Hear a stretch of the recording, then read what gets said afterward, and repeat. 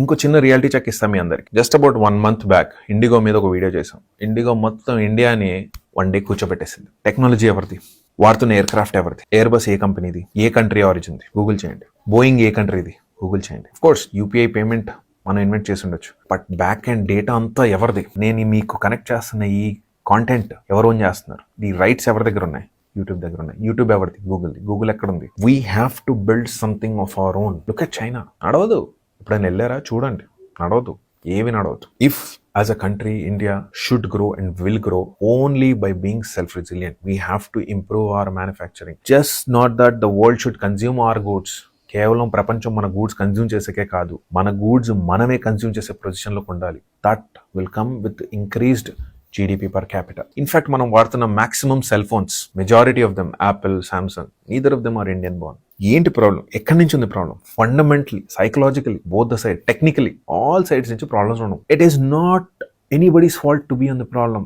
The success begins when you identify a problem. మనం acknowledge చేసుకోవాలి, yes రోడ్లు బాగాలేవు, కరెక్ట్ బాగాలేవు, ఎస్ ఫలానా ప్రాబ్లం, హెల్త్ సెక్టర్ బాలా, ఎస్ కరెక్ట్ బాలా. Identify first, accept that there is a problem.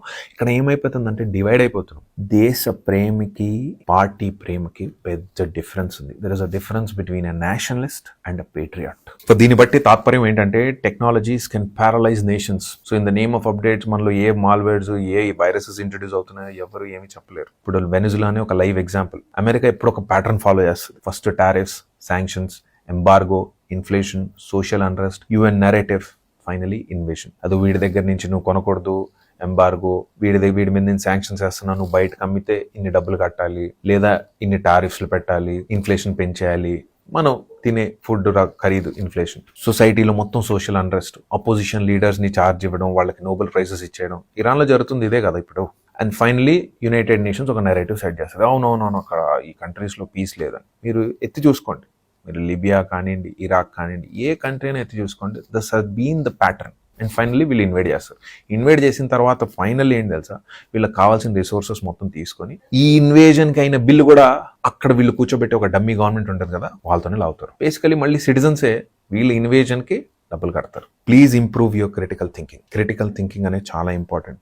Analyse చేయండి, సిచ్యువేషన్ అండర్స్టాండ్ చేసుకోండి, ఎడ్యుకేట్ అవ్వండి, ఇన్ఫార్మ్డ్ ఉండండి, ఆర్గనైజ్ అవ్వండి. I hope my video has not hurt anybody's feelings.